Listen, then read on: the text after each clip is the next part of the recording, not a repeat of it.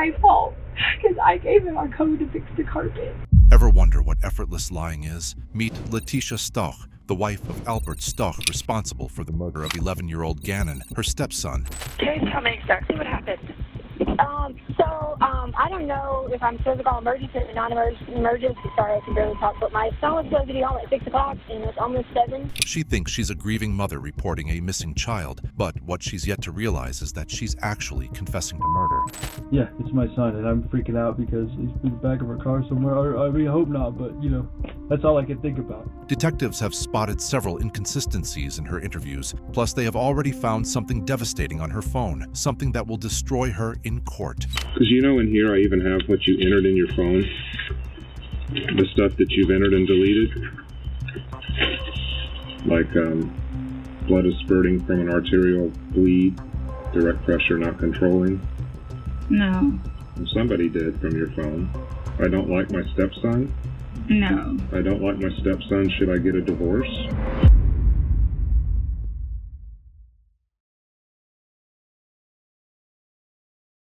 January 27th, 2020. El Paso County 911 receives a call about a missing child. El Paso County 911, what is the exact location of your emergency? 6627 Mandan Drive, Colorado Springs. The caller says her 11-year-old stepson didn't come home on time. Can you tell me exactly what happened? I don't know if I'm supposed to call emergency or non-emergency. Sorry, I can barely talk, but my son was supposed to be home at 6 o'clock, and it's almost 7. She explained she checked with his friends. None of them had seen him. And we went to, all his friends' house. He said he was going to be at his friend's house, and they said he wasn't there, and the other one said he never came there. So I don't know any other people. According to the caller, this behavior is unusual. She last saw him around 3:30 p.m. What's his name? Gannon. Spell it for me. Gannon. And the last name? Stauch. Stauch. Okay.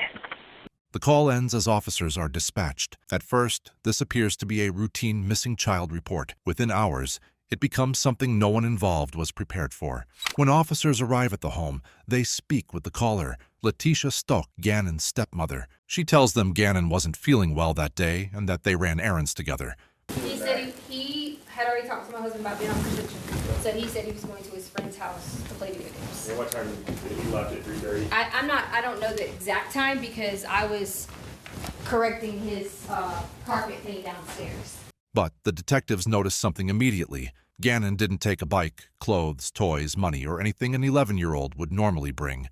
So no clothes are missing or nothing? No, we actually lay out all the clothes all the time, every day at school, we lay out clothes. When asked if she knew the friends and company he keeps, she said, I'm not the person that talks to the friends. I don't have numbers. I don't say yes. I don't say no. My husband tells me yes or no. So he has all the numbers. So there could be some friends that you don't know. Right, because I don't know the people like that. And a lot of the time that I was here, I had a job on the East Coast, so I had to fly back and forth a lot, so I didn't really meet a lot of people, like my husband did. For investigators, this creates a problem. A missing child, no belongings, and the last adult to see him can't identify where he went or who he went with. At 7:32 p.m., with no evidence of abduction, officers entered Gannon into the national database as a juvenile runaway. Less than 24 hours later, Letecia makes a decision that immediately raises concerns. She drives her Volkswagen to the airport, parks it, and rents a Kia Rio instead. Her explanation: she didn't want to put mileage on her lease. In missing child cases, investigators expect urgency, not convenience. Letecia's decision to rent a separate vehicle didn't sit right with Al Stauch, her husband. Instead of going home, they went to the police station. Officers began interviewing them about Gannon's last movements and the hours leading up to his disappearance. This is where the concern started. Let's see the text message he sent me. Okay, so this was, he stayed at home yesterday because his stomach was hurting. Letecia explains Gannon wasn't feeling well earlier that day. And we went to Garden of Gods, and we get probably about, I don't know, a few miles out, a few feet in. He's like, oh, my stomach hurts. I'm like, it's probably because you haven't been, like exercising all that. He's had this problem for a while because he gets like really bad constipation. She attributes his behavior to allergies and illness, but when the topic of running away comes up, Al pushes back. See, the big deal here is it's not like, and I know kids, they get influences, but he's a homebody. I mean, I'm like the same way. He'd rather be at home playing his little Nintendo or, watching cartoons. AOL maintains that Gannon never had any reason to run away. He's had times where he's been a little embarrassed about his stomach problem, but never anything to drive him to something like that. So that's why I had to come to grips with. I'm pretty convinced that something bad. We kind of, between ourselves, kind of broke it down to we either feel like he's at a house where some of this drug stuff is going on. Later that evening, around 7 p.m., Al returns to speak with detectives alone. His concern has escalated into suspicion. As soon as the detective enters the room, Al brings up something that's been bothering him. When the detective came into the room, he immediately informed him that his neighbors had cameras that could see into his driveway. It just hit me. I'm pretty sure that both of my neighbors on either side, 1 and 2 houses down, told me today that neither one of them saw him walk by. And I hope I'm not trying to mislead you guys. Right. The detective listens. So you had some messages that you were trying to talk about? What are those exactly? Al explains what happened before he came in. He went home, picked up pizza, stopped at Walmart, then decided to verify something Letecia had told him earlier. She said she had left her car at her school. I had gone home, grabbed some pizza. My coworkers brought some pizza, and then I decided I was going to go to Walmart and just snoop around, just see if I could find the boy or whatever. And then it hit me. I'm like, you know what? I'm going to go check and see if her car is where she said it was. And that's when I found that it wasn't there, and then I called you. I didn't get you initially, and then I called. He handed his phone to the detective and scrolled through the text messages. That moment became a major turning point in the case. Did you speak with her on the phone? No, I did not. Okay. Because once I got to where the car was supposed to be and it's not there, it was like, it took me a second, let it sink in, but then it was instantaneously, something's not right. As the interview continues, Al begins describing a pattern. Okay, I didn't want to do this. I mean, this was not about me and my wife's relationship per se, but this is fine. I've been borderline wanting to get out of this for a long time because of shit like that right there. You know what I mean? Mm-hmm. You get lied to nonstop. He tells detectives about past accusations and conflicts. So I was in Alaska. I think I might have mentioned that, but 75% fabricated a sexual harassment story to get me out of Alaska because she didn't want to be there, and got me here. I say 75%, 50% or greater. 1% of fabrication is wrong, right? So right. He also recounted on how she stole $80,000 from him, but when he threatened to leave, she returned it. This was where things got darker. Part of the reason my son's going to counseling because it was protection for him, because she accused him of just some heinous stuff, like he threatened me with a knife, and that's not my son. I've told you that over and over again. Right. I'm not just protecting him. He's just not like that. He's a tender-hearted, kind little fella. Okay. So, got a new job. We got married. Quit the job for no reason, just because I don't like it anymore. Found a job in the next county over. Quit that. Walked out in 2 weeks, claiming the principal or the school superintendent used racial slurs against her, all proven false. By this point, detectives are no longer treating this as a runaway, and Al's concern has turned into fear for his son's safety. Yeah, it's my son, and I'm freaking out because he's in the back of our car somewhere. Or, I mean, I hope not, but, that's all I can think about. Right. Is he's in the back of our car somewhere, God knows where, in the pond or something, I don't know. Al then brings up something else that bothered him, something small but specific. But she actually pointed it out to me today, that Gannon's light switch coming out of his room downstairs had some blood on it. She claimed it was from him picking his fingers, which he does, but that it was kind of, I thought it was odd, but The detective asks for clarification. Just like that light switch there? No, it's one of those where like a flip switch? Flip the button or whatever. Okay.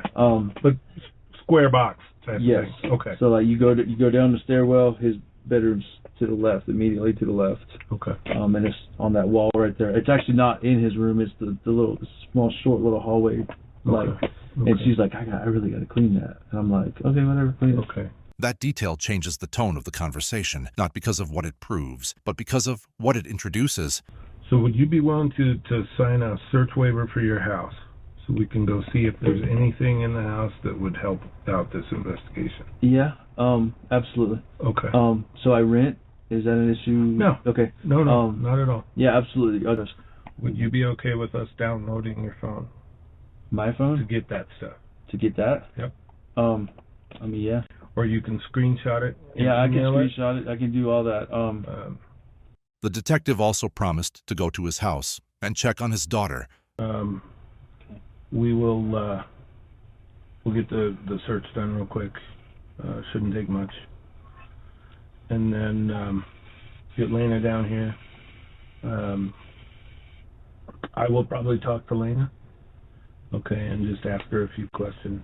I'm actually a forensic interviewer. Do I have to authorize that?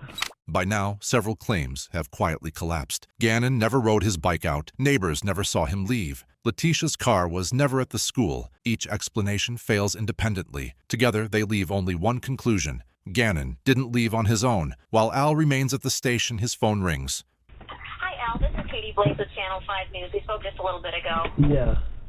Yeah, we saw a comment on Facebook, I believe it's from your wife, T, about some announcement that the sheriff's office is going to be making, and that Gannon may have been seen on Academy last night.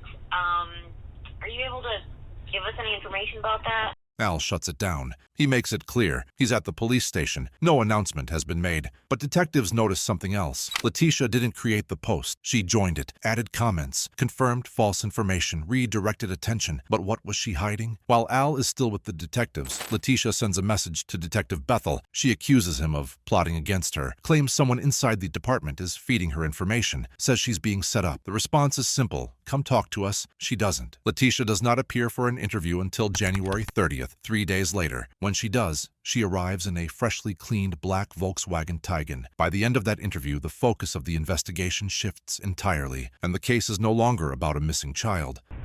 So what I want you to do is take me through Sunday into Monday. Okay.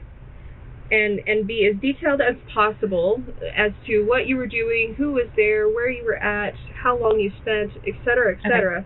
Okay. Because the more detail I have, it might spark something for me. Is it okay if I take my notes out? Because like I wrote down all kinds of stuff. Yeah, absolutely. Because I was like, I tried to write down anything he might like say, and just in case, because I had like notes from different things or whatever. So we already talked about the beginning thing. Letecia produces handwritten notes. She begins walking detectives through her version of events. Hikes, Gannon feeling sick, and damage to the carpet in the basement. The explanation centers on the carpet. Her story was about to turn the entire investigative team on its head. According to Letecia, on Monday, she and Gannon drove around looking for someone to repair a burn mark. She says she did not contact a carpet company. Instead, she claims she stopped at a new construction site. So you said that you went over to like where some new construction is. Mm-hmm. Do you remember? Can you tell me more about that? I'm not familiar with the area. I mean, I could if you want me to drive you there. So you went to the new build, mm-hmm. and you found this guy and asked him about. Yeah, his name was Eduardo. Eduardo? He said, or Eduardo. I don't know how to say the Spanish names right, but Eduardo. Okay. Something like maybe I'm saying it wrong, but I heard Eduardo. Letecia claims this man offered to help fix the carpet. She says she later gave him access to the house. Hours into the interview, Letecia revises her account. I made a mistake. This is it. Okay. So, as we got inside, I heard something.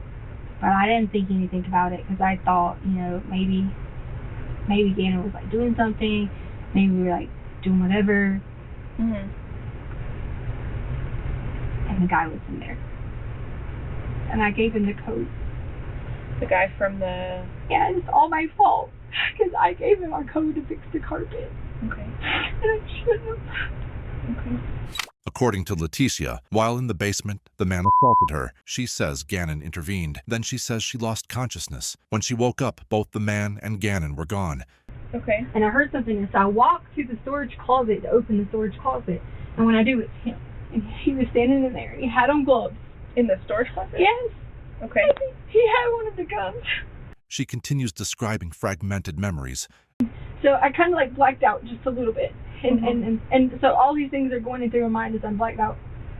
I don't know if like, I know he was like, when Gannon was like trying to get on him, I know he was like moving Gannon and, you know, like, and it was just all like, so like a cycle to me. And so I'm like out of it for a little bit, just for a little bit. At this point, detectives shift the conversation. So it's called a SANE exam, and they're done by forensic nurses at the hospital. Okay. Because it's a forensic thing and because it's part of a criminal case, you know, obviously this person who assaulted you, you know, so that we could gather evidence to make sure that, you know, when we find them that we can prosecute them and stuff like that. We would want to take you over there to the hospital. The detective explains the purpose, evidence collection related to an alleged sexual assault. Letecia becomes hesitant. Let me go check on a couple of things really quick, and then I'll be right back, okay? Okay, you said I was free to go. Are you wanting to leave right now? I'm really hungry. I'm thirsty. Look at my lips. They're chapped. Okay. They're like really bad. Okay. I mean, you guys know it's not like I don't answer or talk to you or anything like that. Okay. I've kept open communication with you. She emphasizes discomfort. You know, I have to maintain my mental health in this whole situation, and that's very important. You know, and I just want to go. My lips are burning, and I want to take a shower. I mean, look at my fingers. She refuses the exam. So it would be better to get the forensic exam I'm not done going over there like before you take a shower. Not like cleaned. I'm not doing that. Like as in shaved and things like that. I'm not doing that. I haven't showered in 2 days. Detectives explain evidence preservation. But you realize that's how we gather evidence, right? So if you go take a shower right now, and I understand that you're like uncomfortable, right? And that you want to take a shower, right? And so that's why I would like to get you over to the hospital to get the exam done. Okay, well, then I'm driving myself there. Letecia insists on driving herself. Well, then I'm driving myself there because I'm not getting escorted to an exam when I'm already going through a difficult time with having. Moments later, she reports chest pain. You just need to sit down on the couch. It's really hurting, sir. Sit down on the couch. Sir, I can't breathe. I'm just asking you to open the door. It's now we're gonna have to call you an ambulance because you said you got chest pain. I just told you I have chest pains. It's claustrophobic. Okay, I couldn't breathe. So we're gonna call you an ambulance. Paramedics are called. Well, we're gonna have medical come check you out. I mean, ridiculous. You said you're having chest Yes, pains? I just because the door's been closed. I haven't taken my anxiety medicine. I've taken it so many days in a row. Okay. So I'm having. You had told me. I don't ever take it except on panic attacks. Okay, yes. So you had told me earlier that you don't take it on a regular basis. I don't. But whenever Panic attacks. And I've taken it the last few days. I feel like I am. That's why I kept asking you to open the door. Medical staff find no signs of distress. Letecia again refuses to accompany the detectives for the exam. During this period, detectives obtain a warrant for Letecia's DNA. It is collected while she is transported to the hospital. She later leaves in an unknown vehicle. Her Volkswagen is seized, her phone under surveillance. That same day, on the 30th at approximately 6 p.m., Al returned home to find the garage door malfunctioning and the house lights out. We came home and they were in the house, and they ended up going out, leaving through the back whatever it's called, storm drain or emergency exit, whatever it's called. And then today I came home. I just got off work out at Schriever and hit my garage and noticed it wouldn't go all the way up, and came in, couldn't cut the light on. The breaker was What do you mean it wouldn't go all the way? Like it would come up a little bit, like it was on battery or something. Like it would come up a little bit, stop, and then go back down. While officers were on scene, Letecia gave them a timeline of when she claimed to hear an intruder. She says she heard a loud bang around 3:30 p.m. She points to ADT motion alerts, 5:26 a.m., 5:29 a.m., 5:38 a.m. She claims the intruder exited after the final alert. Al points out something else. And that, you know that, there's string, yellow string hanging out of that blue tub right there. Mm-hmm. It's tied to a hammer. It wasn't like that. Somebody had thrown that hammer up, and she heard that noise. Somebody threw that hammer up for whatever reason. When I got home, it was I moved the cooler over here to grab that string because the string attached to a hammer was up in there. Detectives walked through the home. 12 minutes, basically, they were in the house. And the only guy who was stuff really downstairs is Holly's room. Yeah. I don't see any mud in here, so somebody came from upstairs. You know, if they walked across the dirt there, they already got muddy. They note something missing. No mud, no footprints, no signs of forced entry, nothing taken. So I can't tell where they stepped because there would have been dirt. If they walked where you're telling me they walked, if there was dirt, they would have tracked it in. They would either had a shoe print right here or wherever they would have stepped. Does it look like anything's missing? Nothing. Doesn't look like anything's... Everything's basically the way you left it? Tisha? I don't see anything. Days after the interrogation, investigators officially changed Gannon's status from a runaway to a missing endangered child. At that point, the case was transferred to the FBI. Search efforts expanded immediately. Federal agents, local law enforcement, waste management crews, and volunteers canvassed the area. Tips began coming in. One of them came from Al Stauch's neighbor, who turned over surveillance footage on February 14th. As the investigation intensified, Letecia made a public appearance, one that would later stand in contrast to what investigators were uncovering. Video that could be at the heart of a child murder case, showing Gannon leaving with his stepmom Letecia, but according to neighbor Roderick Drayton, Gannon is nowhere to be seen when Letecia returns. I watched the video. I could slow it down, speed it up. I know he didn't come home with her, so I knew something. She'd done something with him or to him. From that point on, the pressure began to mount on Letecia. As the search intensified, she made one final move, unaware of what it would trigger next. You've been a part of the investigation since the very first time. You were the last person to see him. Is that right? Correct. What did you see when you last saw him? Well, I'm not allowed to talk about anything with the case. I would more so be willing to talk about how the community needs to have faith and continue to work together and not make these false accusations, like the things that have been said that I've disappeared from the community. I haven't been there to help, but there's lots of reasons behind that, you know. And in doing the investigation, I was told I wasn't compliant. And can I elaborate on that? Please do. Yes. So I asked for an attorney during the interview, and I was denied that by them. I was held because they were blocking the door, and I was told I couldn't leave, and that if I would have touched them, they would have probably, you know, said I still wasn't complying or said I was, you know, trying to run away or something. But during the interview, I asked several times, could I stop the interview? Could I get an attorney? Could I stop the interview? Could I get an attorney? She did not mention Gannon. Instead, she spoke about being accused, about being mistreated. But I've cooperated with them, even to the point that we were held with a gun, and my daughter, a 17-year-old who serves our country in the United States Air Force, who has never committed a crime or done anything wrong in her life, was put in handcuffs over the keys that was in her purse so they could take her car.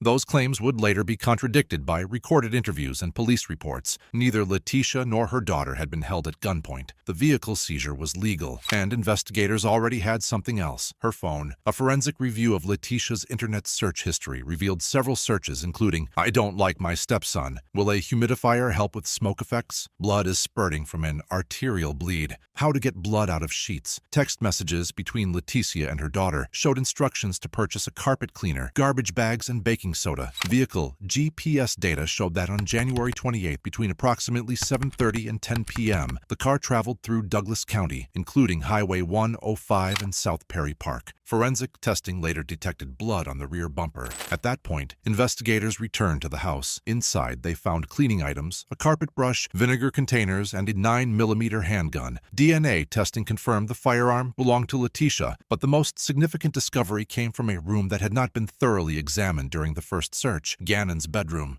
54 pictures, one of each labeled area on the bedroom walls, and then additional photographs of blood stains on baseboard, the bottom of the walls, and then area of the flooring in that same southeast corner of the bedroom. I noticed primarily along the baseboards, the appearance of diluted blood, some of it flowing along a horizontal surface or edge of a baseboard. That suggests a possibility of some type of diluting action on the bloodstains, example of which would be some type of cleanup or removal. This search concluded that multiple violent acts were likely committed in Gannon's room. While evidence continued to mount, Letecia made one last attempt to control the narrative. On February 14th, Valentine's Day, she spoke with Al in a recorded phone call. She began by accusing him of turning against her. What she didn't realize was that the call was deliberately made to extract a confession. Hello. Hey. Hey, what's wrong? Huh? I'm tired of crying. Well, happy Valentine's Day. Thank you. You're welcome. She started by accusing Al of being in the company with people who want to smear her, and that was disrespectful. Because you're not on my side. But you're not. You're. On my side if you're talking crap about me. I had You're Tisha. on my side if I call you and I try to talk to you, and you can't talk to me for being around other people. That's not my side. Al redirected the conversation. All I'm focused on is Gannon, and I don't want obviously people, you see it on the social media, people are not happy with you. I don't know why. I don't know what reason they have or don't have. What I need you to do, you talk about respect. You know that's one of the most important things to me in my life is you respecting me, and you can respect me with the truth. And that's the bottom line. We have options to work through all this other stuff, all this other drama that's going on, but the truth is really at the options don't come into play until I get the truth. Okay, that's absolutely, and I know you're not going to like this, but that's a line in the sand that I'm not crossing. When you first talked to them that night and you were going to pick up people from the airport, why did you leave and not talk to me? I'll give you the straight up honest truth right now, because at that point in the situation, and we're at the same point now, unfortunately, 3 weeks later, at that point, I was not getting the whole truth. There were some things that I was looking into on my own, which I've basically been doing for 3 weeks now, trying to sort through this on my own, that weren't making sense and weren't adding up. Okay? And just like where we're at now, When emotional appeals failed, Letecia changed strategies. She claimed the man who took Gannon had been inside the house while police were responding to her 911 call. Okay. The police came. He was in the house. Where was he at in the house? I didn't know at the time. I thought they were going to find him because the guy was like, "Can we please search the house?" And I said, "Sure." Okay. Terrified, which is why I sent Lena and Harley to dollar store and all these places. Next, she asks for immunity. Immunity is that they're going to grant, I'm a judge, that I would not be charged anything in this. Because I didn't have anything to do with it. In return, that I will testify, and I will give them the information of who I did, and I will testify against them. Okay, Tisha, can I ask you a question? Please? What? Why would you need immunity for that when the guy he's the perpetrator, not you? Why would you need immunity for this? Because I didn't tell him. Because you did, okay. Her explanation didn't answer the question. Instead, she introduced a new suspect. Who is he and who are they? He first told me his name was, but it's not. It's Quincy Brown. Quincy Brown.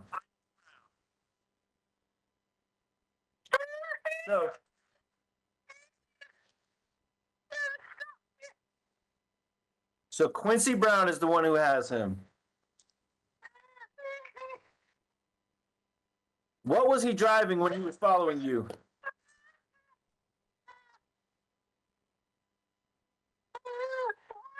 What was he driving when he was following you?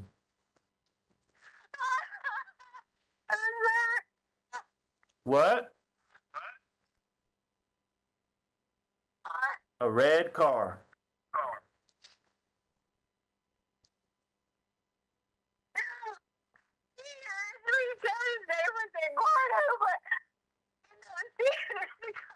See, I think that's what I was saying. You're on it. The fact that you know his name, or he said Eduardo, but you found out his name was Quincy Brown, driving a red car.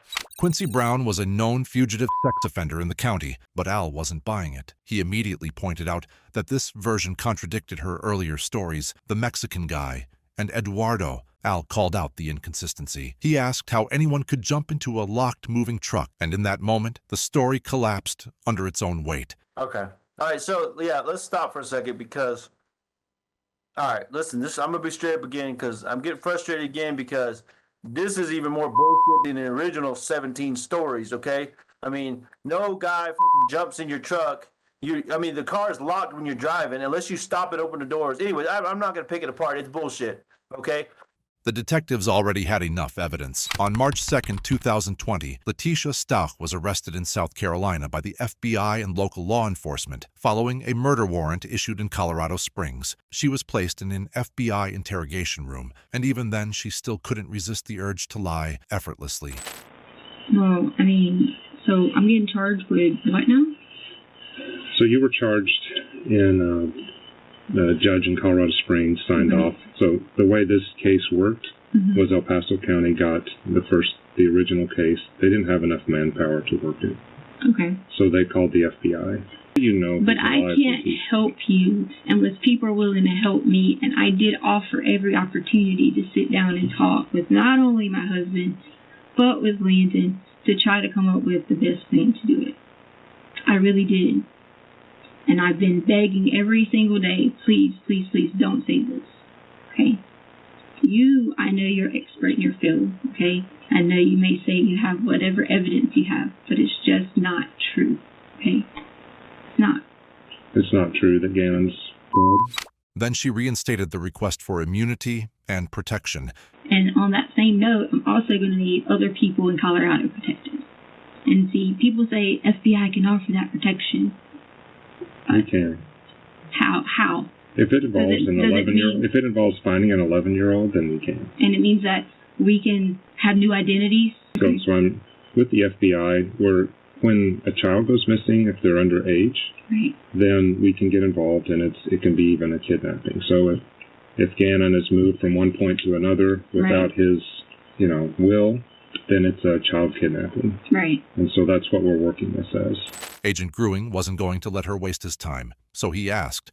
So if someone truly took Gannon, though, we need to know the real story because you put out quite a few different stories. I put out to who?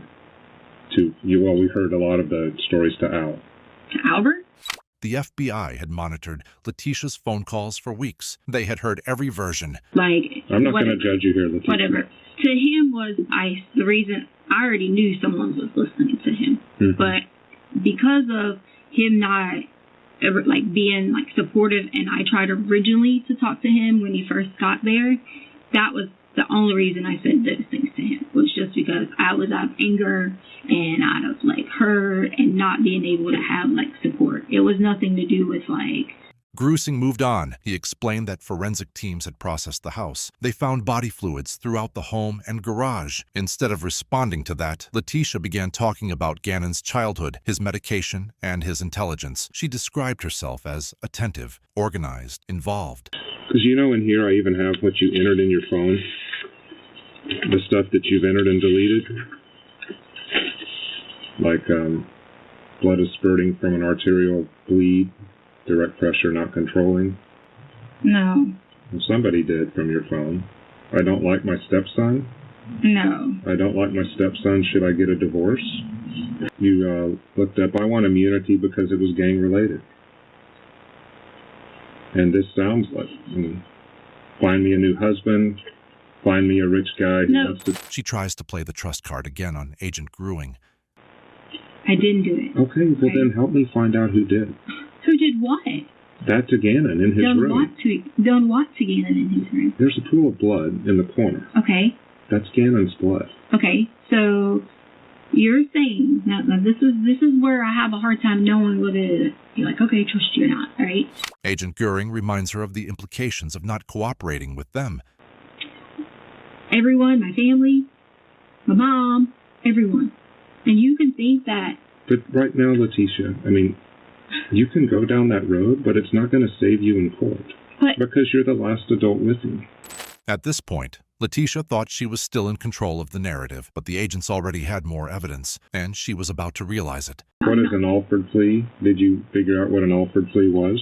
Alford plea? Yeah, A-L-F-O-R-D. I think someone asked me that and I probably searched it. Do you know what it is? Yeah. Do you remember? What did you remember? I don't remember. I just remember something. Because someone was writing that online. So if anyone wrote something online, I looked it up. Just like the other day, someone wrote something about FBI come in or something. An Alford plea allows a defendant to accept conviction without admitting guilt, acknowledging the risk of trial. Later, Grusing pressed one final point. Since you studied that your whole life, if Gannon were alive, you would sacrifice yourself for him. You're right. If I could get you to him, I definitely would. You could. And all this BS about you saying it's here, it's there, giving us names. Okay. You would not do that, Letecia. Sure. Letecia, you are not that type of person. If he were still around, you would not do that. Why would you even say that? Like, this is what drives me crazy. Because if Gannon's alive... Really, you were about to say it. You were really about to say it. I can't even believe that. The interview ended. Letecia Stauch was extradited to Colorado. During transport, she assaulted a deputy. She was temporarily housed in Kansas while the deputy received treatment. Just days later, on March 17, 2020, investigators made a critical discovery. Along the Escambia River in Florida, DOT workers were conducting a routine inspection of the riverbank and nearby bridges. During that inspection, they noticed a dirty suitcase. They opened it. Inside were the remains of Gannon, wrapped in a blanket. Now an update on the murder investigation in the death of 11-year-old Gannon Stauch. We have this new video out of Florida just into our newsroom. The El Paso County Sheriff's Office here in Colorado says remains believed to be those of Gannon have been found in Pace near Pensacola, Florida. The autopsy later revealed he had been stabbed 12 times in the back and chest and shot once in the head. Ballistics traced the bullet to a 9mm handgun owned by Letecia. The location of the suitcase matched the route Letecia and her daughter, Harley, took while traveling to Florida. At that point, the outcome was inevitable. Letecia Stauch was convicted of murdering her stepson. On May 8, 2023, she was sentenced to life in prison. I can, however, say without hesitation that the facts in this case are the most horrific I have ever seen. Your conduct in this case deserves the maximum punishment that I can impose under Colorado law. As such, with respect to the charge of first-degree murder after deliberation, I remand you to the custody of the Colorado Department of Corrections for the remainder of your life with no possibility of parole. Do you think Letecia deserve a life sentence with the possibility of no parole, or should the consequences be even more severe? Share your thoughts in the comments. And if you found this case informative, subscribe and leave a like to support the channel.